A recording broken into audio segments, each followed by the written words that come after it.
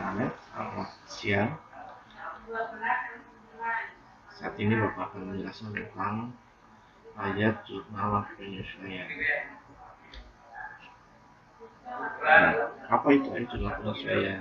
Ayat jurnal penyesuaian adalah suatu kegiatan pencatatan atau jurnal untuk menyesuaikan akun-akun atau untuk memperbaiki saldo-saldo akun yang terdapat di dalam neraca saldo, sehingga nanti akun-akun di neraca saldo itu mencerminkan keadaan yang sebenarnya, keadaan yang real dari suatu perusahaan. Apa saja yang akan kita sesuaikan di neraca saldo? Akun-akun apa saja? Yang pertama adalah perlengkapan.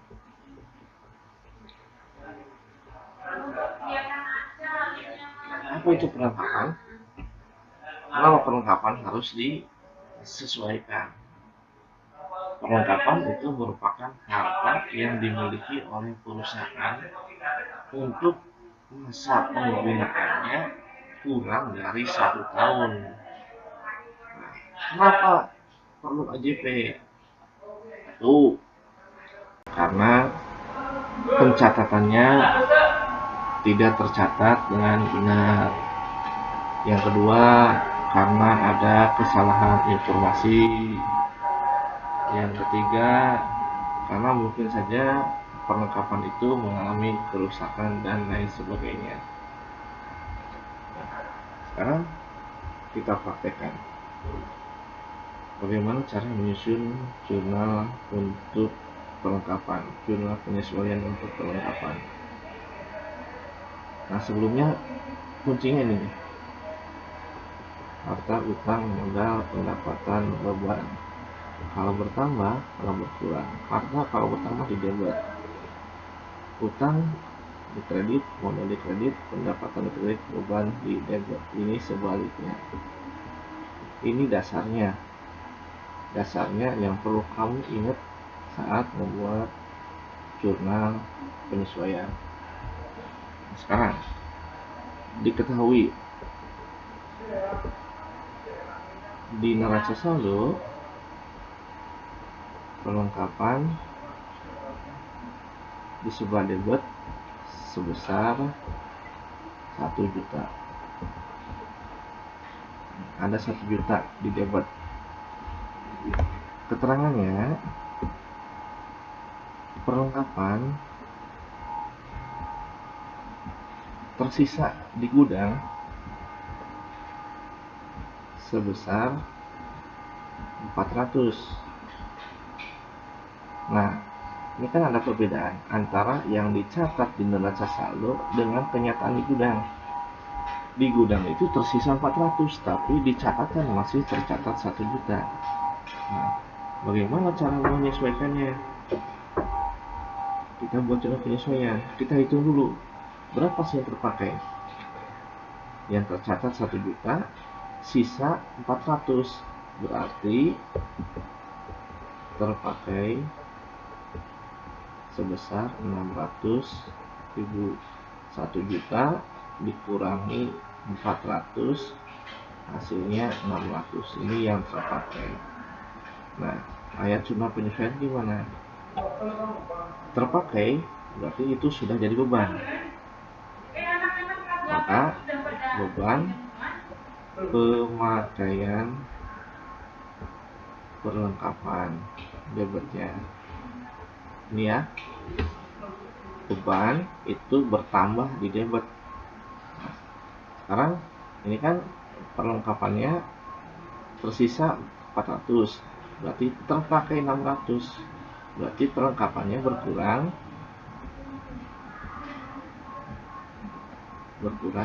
Kalau perlengkapan itu harta berarti berkurang sebelah kredit. Perlengkapan berkurang, berapa berkurangnya? Sebesar yang terpakai ya. Jadi beban pemakaian perlengkapan sebesar 600.000 dan perlengkapannya berkurang sebesar 600.000 ya. Kita lanjut anak-anak. Sekarang kita akan belajar untuk penyesuaian beban yang dibayar di muka. Apa itu beban dibayar di muka? Contoh, misalnya sewa dibayar di muka, iklan dibayar di muka. Nah, beban dibayar di muka itu apabila suatu perusahaan melakukan pembayaran terlebih dahulu di muka untuk suatu beban, dan pembayaran tersebut melebihi dari satu periode akuntansi. Misalnya bayar sewa untuk 1 tahun bulan ini, bulan Juli, berarti dari tahun 2020 Juli nanti akan berakhir nanti di bulan Juni tahun 2021. Nah, pencatatan untuk beban dibayar di muka itu ada 2 cara. Kalau di jurnal ya, yang pertama dicatat sebagai beban, yang kedua dicatat sebagai harta. Nah, contoh ya ilustrasinya. Contoh, tanggal 1 Oktober 2019 dibayar asuransi untuk 1 tahun sebesar 1.200.000. Berarti ini kan per bulannya 100.000. Nah, sekarang jurnal umumnya. Bagaimana kalau kita mencatat sebagai beban? Sebagai beban. Maka jurnal umumnya pada tanggal 1 bulan 10 2019 ini akan dicatatnya beban asuransi di debit dan kas di sebelah kredit sebesar 1.200.000. Nah, cara yang lain, cara yang kedua, dicatat sebagai harta. Maka tanggal 1 Oktober 2019 itu akan dicatatnya asuransi dibayar di muka, di debit dan kas di kredit sebesar 1.200.000. Ini pencatatan di jurnal umum. Jadi yang ini dicatat sebagai beban, ini asuransi dibayar di muka itu dicatat sebagai harta. Kalau Bapak ilustrasikan,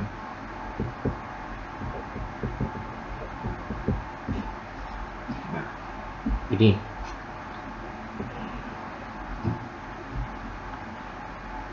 tanggal 1 bulan 10 19 bayar uang sewa sebesar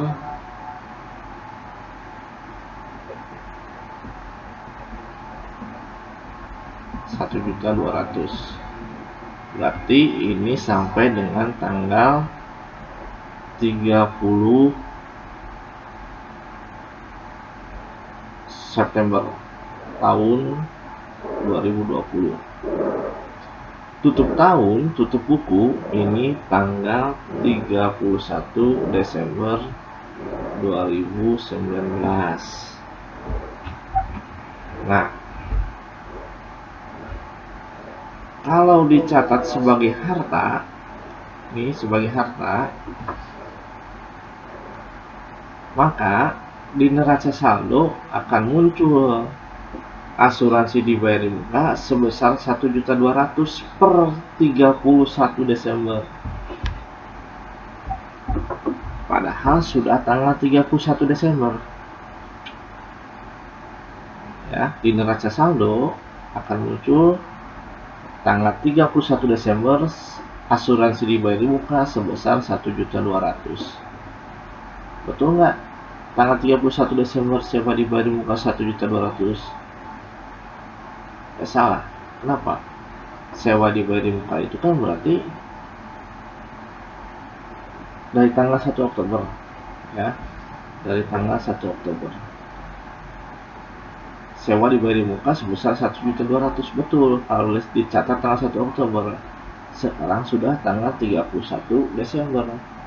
Harusnya sewa dibayar di muka itu yang ini.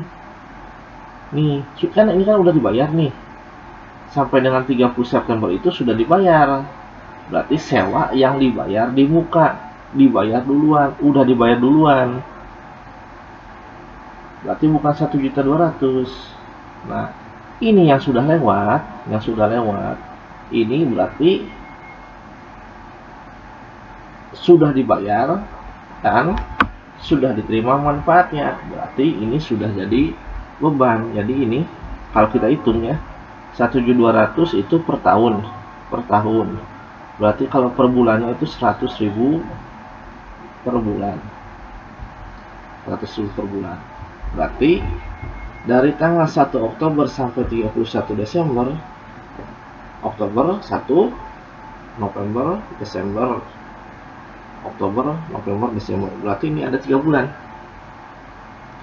Ini ada 3 bulan. Ada 3 bulan. 3 per 12 dikali 1.200.000 sama dengan 300.000. Nah, ini dari 31 Desember sampai 30 September ada, berarti saya ya, berarti 9 per 12 dikali 1.200.000 sama dengan 900.000. Nah, ini yang 300 ini adalah nilai dari bebannya. Kenapa dikatakan beban? Ini adalah beban asuransi. Ya, maaf, ini asuransi.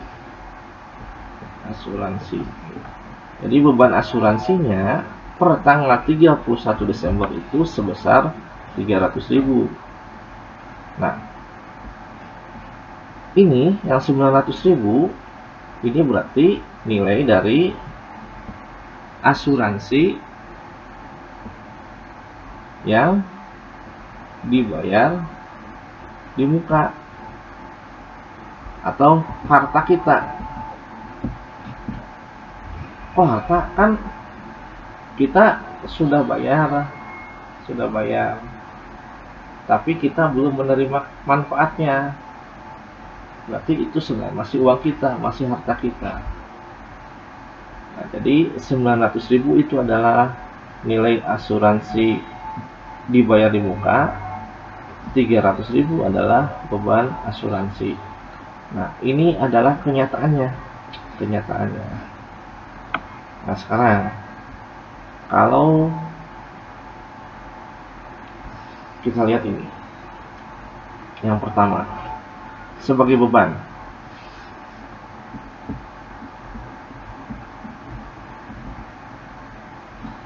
Kalau dicatat sebagai beban, maka di neraca saldo per 31 Desember tahun 19, maka nilai beban asuransi di sebelah debit sebesar 1.200.000. Padahal ini yang di neraca saldo ya.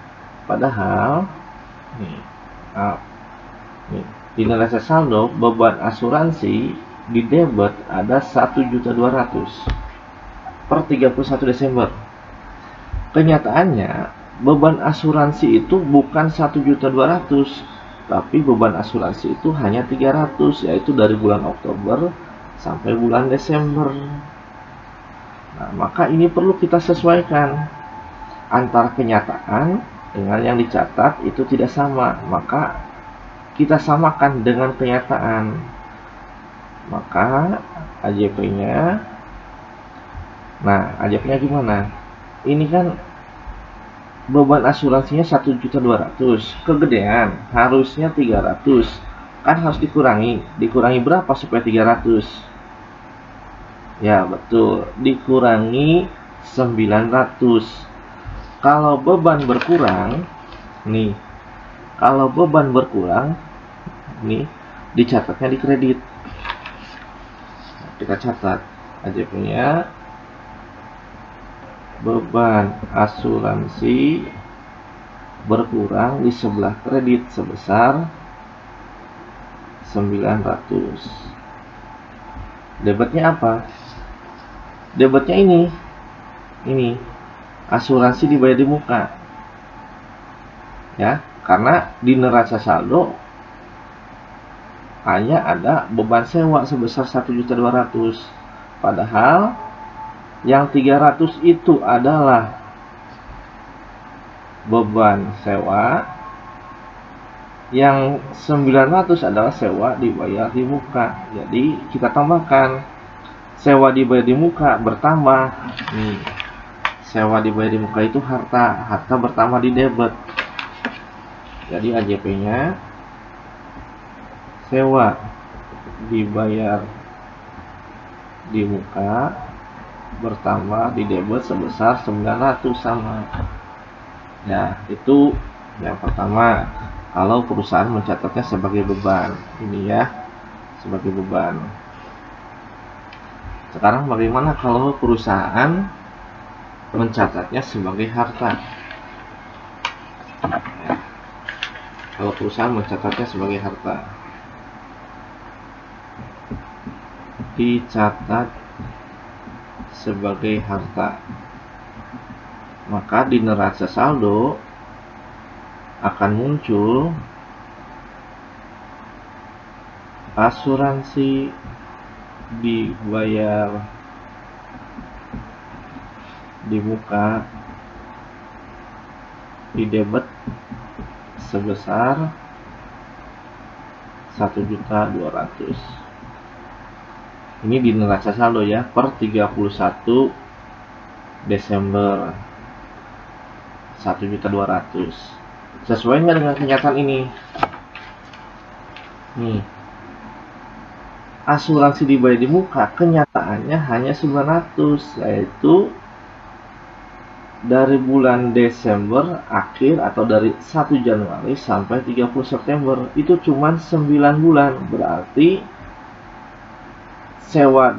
asuransi dibayar di muka ada 900 harusnya, tapi di neraca saldo dicatatnya 1.200.000. Berarti antara yang dicatat dengan kenyataan berbeda. Nah, maka kita sesuaikan AJP. AJP-nya gimana? Nah, ini kan asuransi dibayar di muka kegedean. Yang benar itu harusnya 900 kan? Dari bulan Januari sampai September 900. Nah, maka dikurangin, asuransi dibayar di muka itu kita kurangin supaya jadi 900. Maka kita kredit, asuransi dibayar di muka kan harta berkurang di kredit. Jadi asuransi dibayar di muka berkurang atau dikurangi di sebelah kredit sebesar berapa supaya jadi 900. Kan kenyataannya 900, tapi dicatat 1.200.000, maka dikurangi 300. Lalu 300 kemana? 300-nya kan sudah jadi beban, manfaatnya sudah kita terima dan kita sudah bayar, haknya sudah kita terima dan kewajiban kita sudah kita berikan, berarti sudah jadi beban. Maka kita catat beban asuransi bertambah.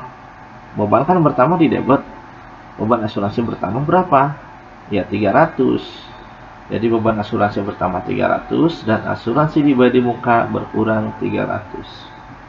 Nah, itu AJP yang kedua jika dicatat sebagai harta. Ya, selanjutnya ya nanti kalau ada yang mau ditanyakan nanti di forum aja ya, di Google Classroom ya. Nah, sekarang AJP yang ketiga. Kalau tadi beban dibayar di muka, sekarang pendapatan diterima di muka. Kan kadang gini, perusahaan menerima pendapatan itu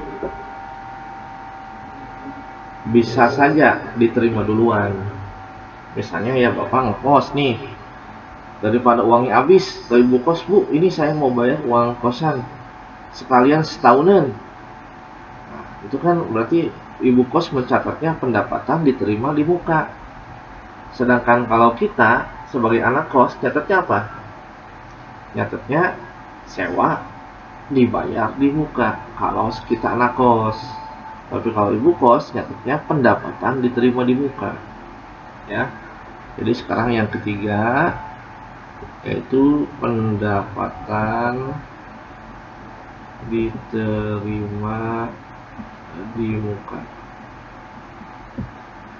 Pendapatan diterima di muka. Nah, pendapatan diterima di muka apabila perusahaan menyelesaikan pekerjaan tetapi telah menerima pembayaran atas pekerjaan tersebut. Jadi kita kerja nih, misalnya bengkel ya, kita servis motor, turun mesin motornya, yang punya motor bayar duluan, nih duitnya saya bayar duluan. Itu kan namanya pendapatan diterima di muka, padahal kan motornya belum dibenerin. Nah, itu namanya pendapatan diterima di muka. Kalau anak kos namanya kadang kita bayar persekot, nah, uang persekot, uang muka. Nah,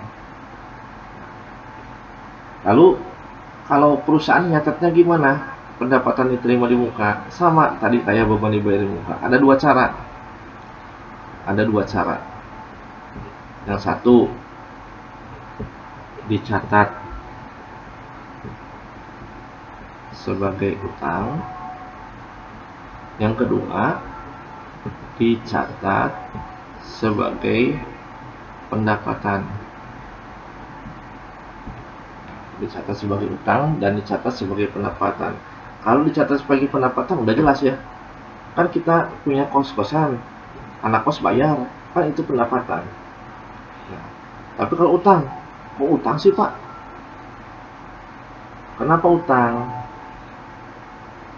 Ayo, ada yang tahu? Dicatat sebagai utang. Kan gini, ibu kos pada tanggal 1 Juli 2019 terima uang sewa sebesar 2.400.000 untuk 1 tahun. Maka ibu kos catatnya gimana? Nah, kalau dicatat sebagai utang, yang satu ya, dicatat sebagai utang. Utang itu kewajiban ya. Nah, maka tanggal 1 Juli dicatatnya jurnal umum kas bertambah di debit dan pendapatan diterima di muka ya, bertambah, kas bertambah 2.400.000 di debit dan pendapatan diterima di muka bertambah di kredit 2.400.000. Tadi pertanyaannya, kok pendapatan diterima di muka itu utang?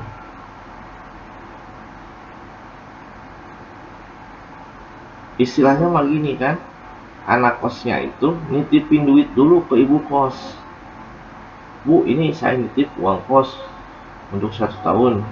Nah, kalau suatu saat misalnya anak itu harus keluar pindah, maka bisa saja si anak itu misalnya di bulan Oktober anak itu minta uang sisanya. Bu, kemarin kan saya habis bayar 2.400.000, saya disuruh pindah kosan sama orang tua karena terlalu jauh, boleh nggak saya minta kembaliannya sisanya? Nah, boleh aja, karena itu bukan haknya ibu kos. Ibu kos mah haknya hanya selama anak itu tinggal di sana, ngekos di sana. Berarti kalau Oktober anak itu keluar, berarti haknya ibu kos itu hanya Juli, Agustus, September, hanya 3 bulan. Jadi harus dikembalikan, ya. Nggak boleh, karena kita boleh mengakui pendapatan itu kalau kita terima haknya, dapat duitnya, dan kewajiban kita sudah kita berikan, baru kita akui sebagai pendapatan. Tapi kalau uangnya sudah kita terima, ya, uangnya sudah kita terima dan kita sudah menyelesaikan pekerjaannya, baru kita akui sebagai pendapatan. Tapi kalau belum, ya jangan, kita akuinya sebagai pendapatan diterima di muka. Pendapatan diterima di muka itu masuk ke dalam kelompok utang, ya, masuk ke dalam kelompok utang. Nah, kalau dicatat sebagai utang, nanti di neraca saldonya kayak gimana? Neraca saldo per 31 Desember. Maka di neraca saldo akan muncul sewa pendapatan, ini pendapatan sewa, ya, pendapatan sewa. Maka akan di neraca saldo akan muncul pendapatan sewa diterima di muka, di sebelah debit sebesar 2.400.000. Nah, ini supaya singkat, ini disingkat aja persekot sewa.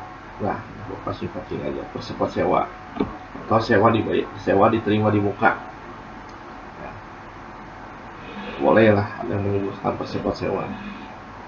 Sekarang tapi kalau persekot sewa kebanyakannya menganggapnya sebagai sewa dibayar di muka, ya. Jadi kita catatnya ini aja, pendapatan sewa diterima di muka. Nah, Bapak ilustrasikan ini.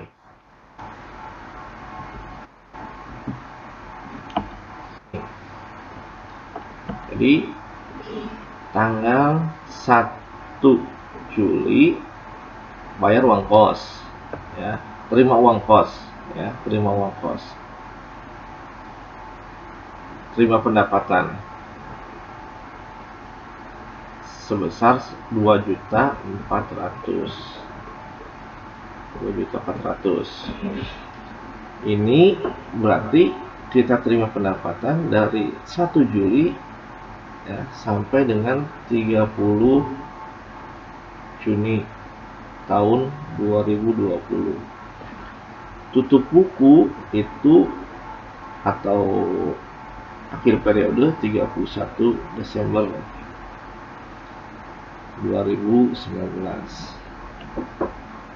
Kenyataannya nih, dari Juli sampai dengan akhir periode itu ada 6 bulan.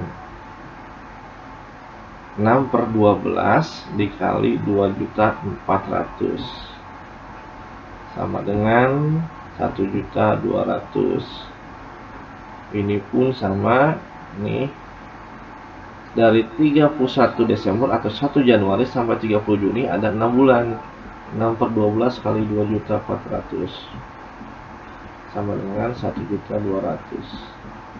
Nah, yang ini ya, ini kita akui sebagai pendapatan. Kenapa pendapatan? Karena kita sudah terima haknya udah diterima duitnya 2.400.000. Nah, terus kewajibannya udah belum?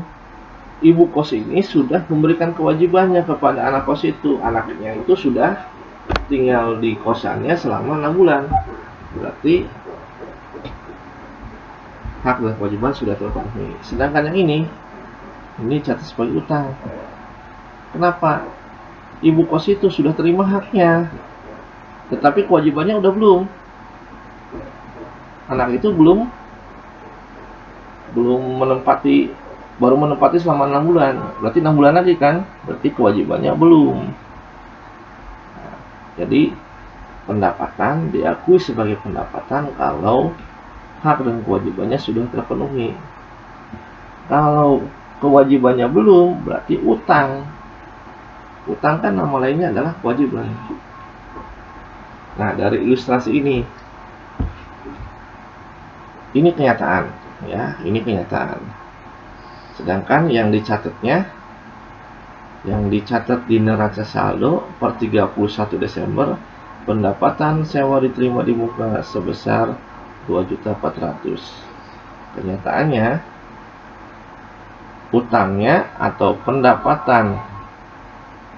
pendapatan diterima di mukanya sebesar 1.200.000 ya, sebesar 1.200.000. Berarti antara di neraca saldo dengan kenyataan nggak sesuai, maka perlu dibuat AJP-nya. AJP-nya gimana?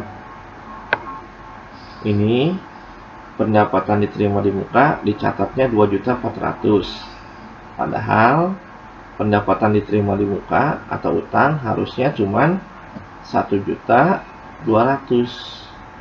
Ya, harusnya 1.200.000. Maka ini pendapatan diterima di mukanya dikurangin. Pendapatan diterima di muka itu kan utang bertambah di kredit. Kalau bertambah di kredit, kalau berkurang di sebelah debit. Maka JP-nya pendapatan diterima di muka berkurang ya. Berkurang berapa? Harusnya 1.200.000, dicatatnya 2.400.000. Supaya sama dengan kenyataan, kita kurangi 1.200.000. Lalu kreditnya apa?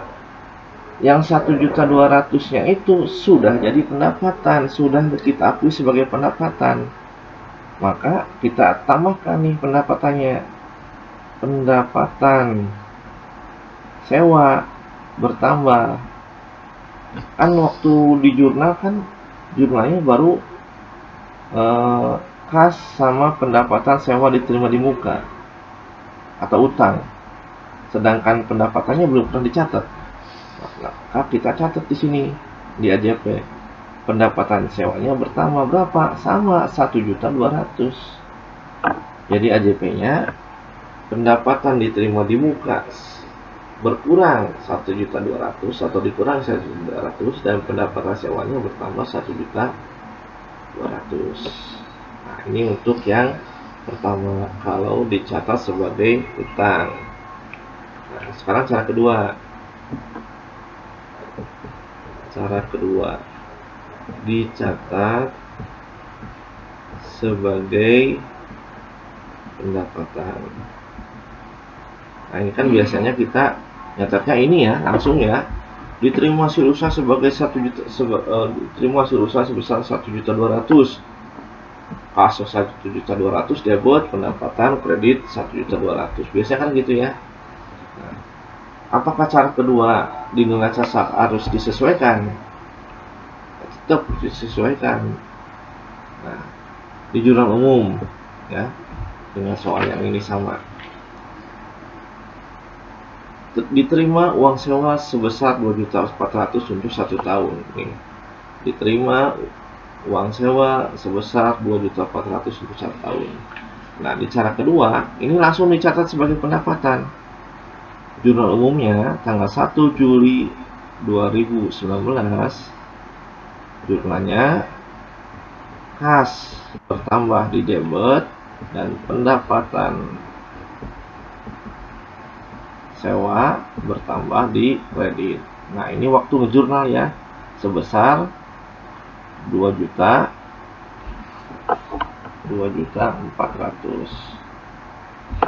pada saat jurnal umum. Nah, jurnal kan nanti diposting ke dalam buku besar.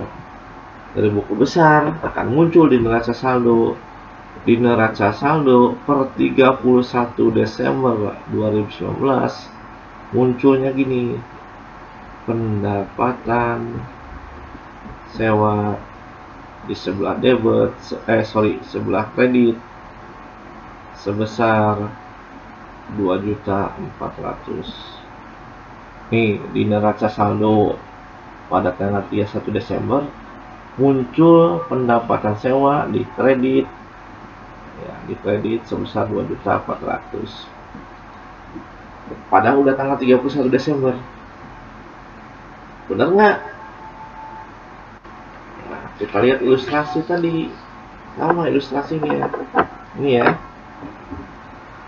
2.400.000 itu pendapatan sewa dari tanggal 1 Juli sampai dengan tanggal 30 Juni. Kalau sampai dengan tanggal 31 Desember, pendapatannya ya nggak 2.400.000, bukan. Pendapatannya ya hanya 6 bulan ini, hanya 1.200.000. Yang ini belum, jangan dicatat sebagai pendapatan dulu, karena kan anaknya baru nempatin 6 bulan. Nah, maka yang diakui sebagai pendapatan hanya 1.200.000 karena haknya sudah diterima, kewajibannya sudah diserahkan. Jadi pendapatannya sebenarnya cuma 1.200.000.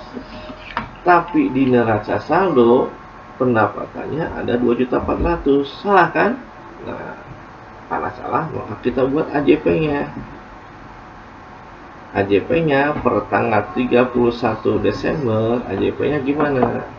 Tadi pendapatan sewanya kegedean kan? Pendapatan sewa harusnya berapa? 1.200.000. Maka dikurangin. Kan cuma 6 bulan. Maka pendapatan sewanya dikurangin. Kalau pendapatan berkurang gimana? Pendapatan kalau berkurang di debit ya. Jadi pendapatan sewa berkurang sebesar 1.200.000 karena bukan 2.400.000 mah setahunan, ini kan baru 6 bulan. Nah, maka pendapatan sewa yang kita akui hanya 6 bulan, yaitu dari Juli sampai Desember.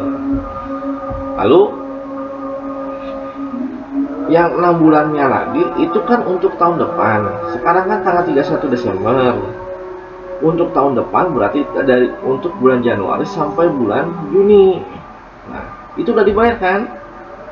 Nah, udah dibayar duluan, tapi kan belum nempatin, berarti kita catatnya pendapatan sewa diterima di muka berapa? Ya 1.200.000, 6 bulan dikali 200, 1.200.000. Nah, ini aja pengen. Ya, moga-moga sedikit ngerti lah. Nanti kalian buka contohnya di buku itu ada ya, di halaman 5 ya. Nanti yang belum ngambil buku silahkan datang ke sekolah. Udah dijadwalkan sama wali kelasnya. Itu baru 3 ya. Tadi yang pertama perlengkapan, yang kedua beban dibayar di muka, yang ketiga pendapatan diterima di piutang. Ada 7 semuanya AJP itu ya, kita baru 3. Lanjut ya. Nah, berikutnya nih, sekarang yang ketiga, AJP yang keempat, yaitu penghapusan piutang. Penghapusan piutang. Piutang itu kan orang lain belum bayar ya. Orang lain belum bayar.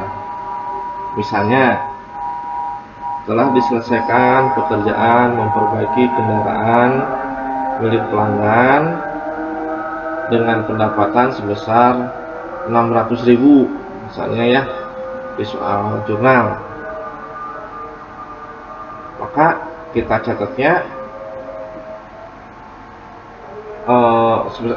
tapi ini belum bayar orangnya, berarti kan bukan dicatat sebagai kas. Berarti piutang bertambah di debit, pendapatan bertambah di sebelah kredit sebesar 600. Nah, misalnya nih motornya udah bener nih, motor udah bener, orangnya belum bayar ke bengkelnya. Pak, saya bawa dulu motornya, saya mau ngambil dulu KTM ya. Di tengah jalan kejadian, karena barusan di servis ngebut, tabrakan, meninggal. Nggak ada saudara, nggak siapa. Apakah piutang orang itu mau ditagih sampai ke kuburan? Kan enggak ya. Mau nagih ke siapa lagi? Ke orang tuanya ya, kalau ada. Sekarang kalau nggak ada, kan yang utang anaknya, ngapain saya ditagih gitu, kalau ada juga ya. Nah, jadi piutang ini kadang perusahaan membuat kebijakan kalau piutang ini bisa saja dihapus. Kalau piutang dihapus karena tidak bisa ditagih, maka itu menjadi sebuah kerugian bagi perusahaan. Nah, karena menjadi sebuah kerugian bagi perusahaan, mengurangi pendapatan, maka oleh perusahaan dicatat sebagai beban. Contoh soalnya, piutang yang tidak dapat ditagih sebesar 600.000. AJP-nya gimana? Maka jurnalnya AJP-nya kalau ada kasus seperti ini, maka AJP-nya beban penghapusan piutang. Beban penghapusan piutang di sebelah debit 600.000 ya. Lalu kreditnya adalah piutang ya. Jadi debitnya beban penghapusan piutang ini bertambah di debit, dan piutangnya berkurang di sebelah kredit sebesar 600.000. Gampang ini ya. Piutang yang tidak bisa ditagih sebesar 500.000 ya, jurnalnya beban penghapusan piutang dengan piutang 500.000. Piutang yang nggak bisa ditagih sebesar 1 juta ya, AJP-nya beban penghapusan piutang 1 juta, piutang berkurang 1 juta. Jadi piutangnya dihapus, kan nggak bisa ditagih, jadi piutangnya dikurangi. Nah, piutang yang tidak bisa ditagih itu kerugian, maka mengurangi pendapatan. Maka yang mengurangi pendapatan itu kan beban, maka dicatat sebagai beban ya.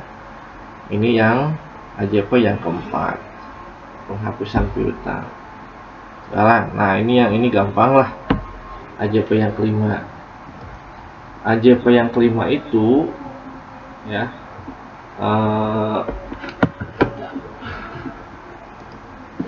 AJP yang kelima itu biasa suka ada di jurnal umum ya, yaitu misalnya beban yang masih harus dibayar.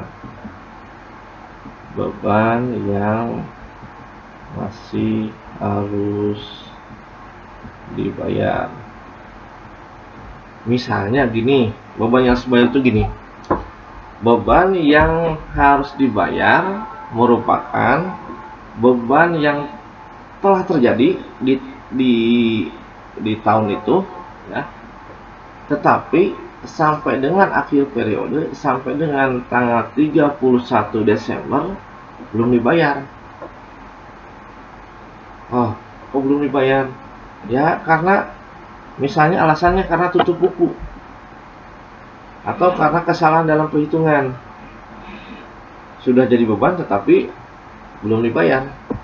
Misalnya gini, kan perusahaan misalnya bayar gajinya seminggu sekali, ya. Ilustrasikan ya, ilustrasi. Perusahaan bayar gaji mingguan sebesar 1.200.000, dibayar tiap hari Sabtu, ya. Dibayar tiap hari Sabtu. Nah, tutup buku itu tanggal 31 Desember. Itu jatuh di hari Jumat.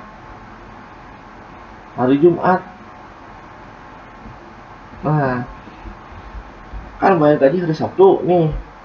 Hari tutup buku tanggal 31 Desember itu hari Jumat. Berarti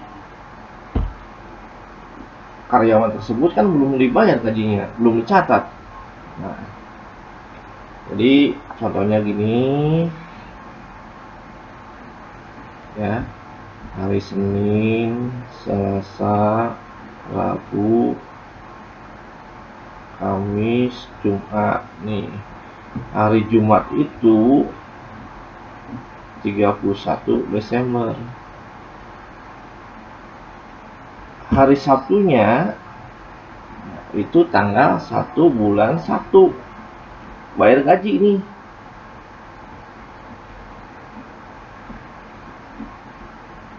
Bayar gaji. Berarti beban gajinya udah dicatat belum di laporan tanggal 31 Desember? Belum ada kan? Karena gajiannya hari Sabtu, ya. Jadi di laporan keuangan beban gajinya belum muncul. Padahal harusnya gaji dari hari Senin sampai hari Jumat, ya, ini harusnya sudah dibayar. Jadi ini karyawan udah kerja tapi belum dibayar karena bayarnya tadi hari Sabtu ini, ya, hari Sabtu. Jadi gaji yang belum dibayar berapa? Gaji yang belum dibayar 5 hari dari 6 hari kan, dikali 1.200.000 sama dengan 1 juta. Ini gaji yang belum dibayar nih, padahal karyawan udah kerja. Nah, berarti kan kita ngutang tuh, perusahaan ngutang. Nah, di jurnal umum di neraca saldo beban gajinya belum ada, belum dicatat karena belum gajian kan. Utang gaji pun belum ada, maka kita buat penyesuaiannya. Untuk menyesuaikannya, maka kita buat AJP-nya tanggal 31 Desember. AJP-nya tadi beban gaji belum dicatat, maka beban gaji kita catat bertambah, lalu belum bayar utang gaji bertambah. Beban gaji bertambah di debit, utang gaji bertambah di kredit. Berapa? Yang dicatat, beban gaji yang dicatat adalah sebesar 1 juta. Jadi beban gajinya yang dicatatnya adalah sebesar 1 juta, yaitu dari hari Senin, Selasa, Rabu, Kamis, Jumat, 5 hari dari 6 hari dikali 1.200.000, 1 juta. Itu beban gaji yang belum dicatat. Lalu utang gajinya berapa? Ya ini 1 juta, kan belum bayar. Jadi beban gaji dan utang gaji dicatat sebesar 1 juta. Ini gampang ya. Misalnya sewa yang belum dibayar sebesar 500.000, berarti beban sewa, utang sewa 500.000. Iklan yang belum dibayar 1 miliar, beban iklan di debit, utang iklan di kredit sebesar 1 miliar. Nah itu gampang ya. Nah, sekarang yang keenam. Nah yang keenam itu tadi kan yang ini mah beban yang belum dibayar. Nah sekarang pendapatan yang belum diterima. Pendapatan yang belum diterima.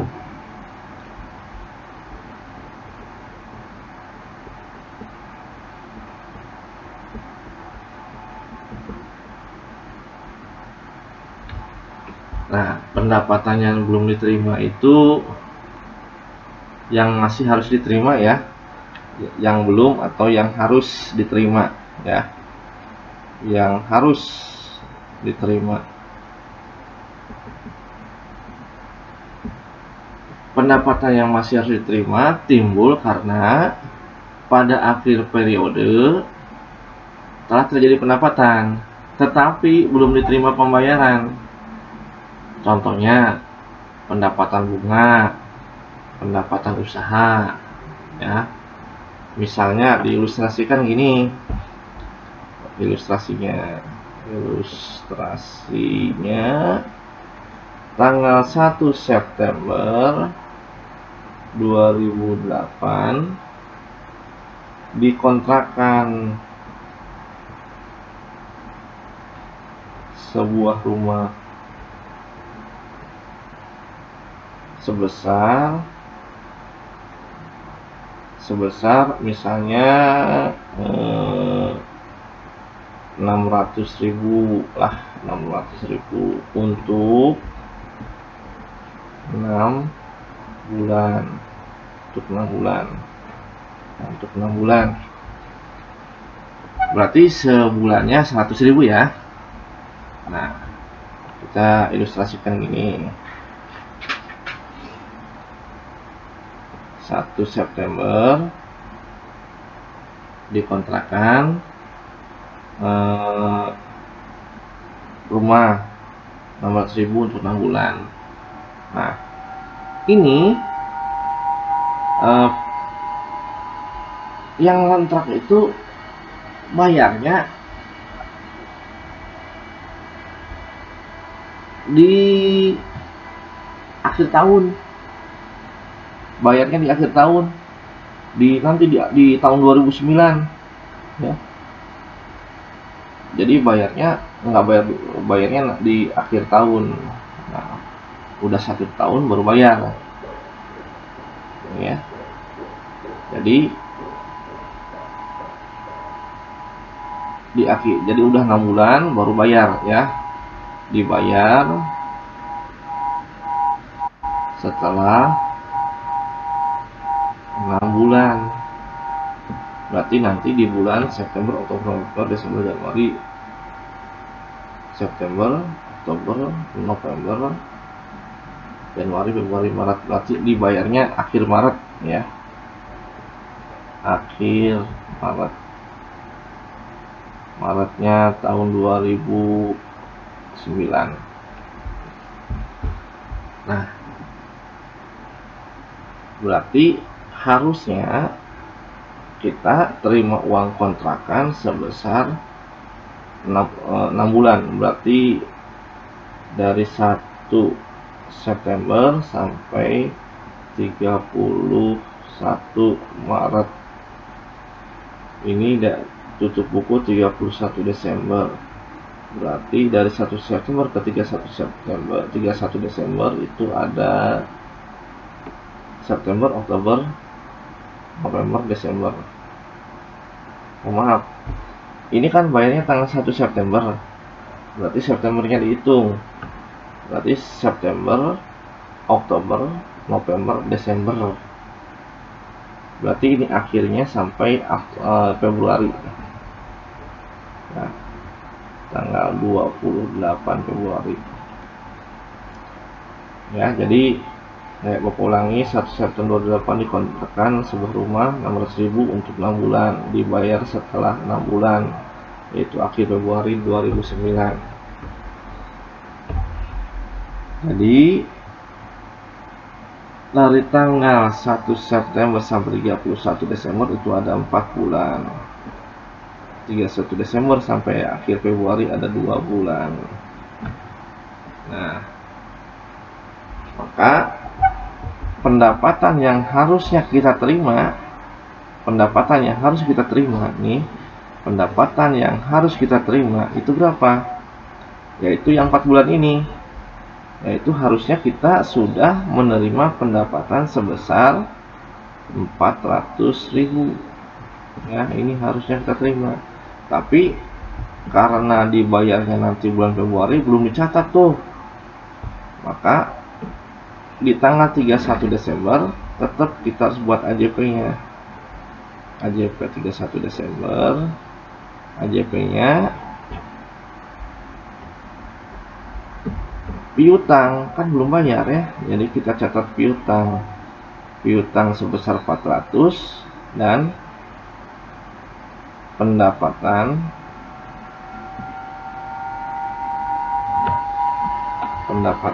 ini ya, pendapatan sewa ya, kontrakan, dan pendapatan sewa sebesar 400.000. Ini piutang yang bertambah karena ini kan belum bayar, jadi piutang kan bayarnya tanggal 28 Februari. Piutang bertambah 400. Meskipun belum terima uangnya, pendapatan tetap harus dicatat. Maka kita catat pendapatan sewa bertambah di kredit 400.000. Ya, terakhir ya. Terakhir itu adalah penyusutan aktiva tetap.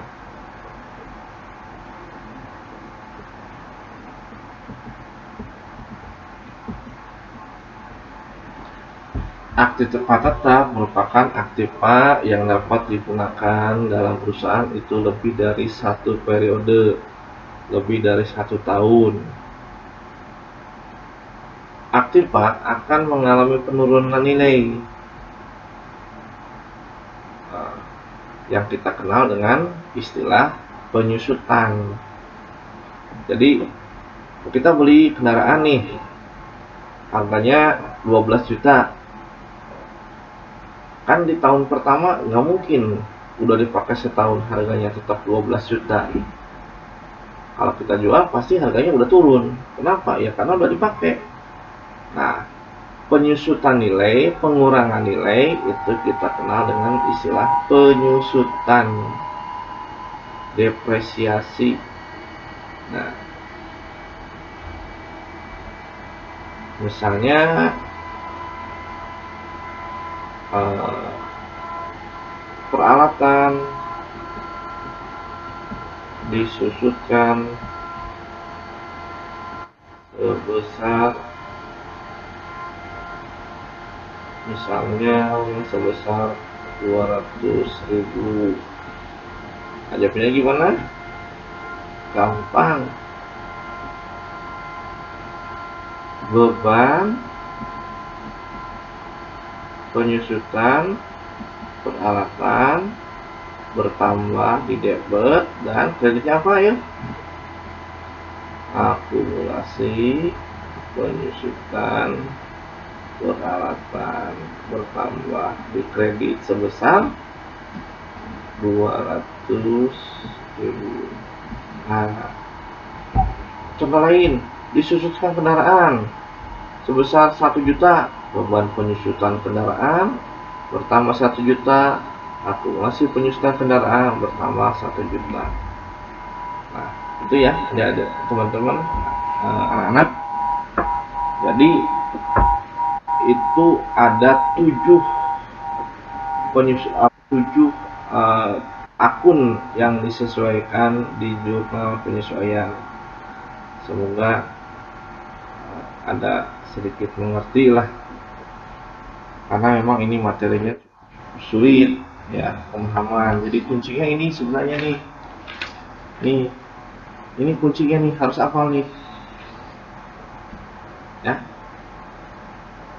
Kalau perlengkapan berkurang ya di sebelah kredit, kalau piutang bertambah di sebelah debit, beban pertama di sebelah debit, kalau berkurangnya di kredit. Itu harus hafal ya, mekanisme pendebitan kreditnya harus hafal. Itu dasar dalam membuat jurnal ya. Itu aja video pembelajaran dari Bapak. Selamat mencoba, silakan dicoba mengerjakan LK-nya ya. Bapak akan sampaikan LK-nya berupa spreadsheet Excel. Silakan kalian kerjakan di sana langsung. Kemudian hasilnya kalian nanti kirimkan melalui Google Classroom. Kamu silahkan ya di Google Classroom. Selamat belajar anak-anak, tetap semangat, tetap sehat, Tuhan memberkati.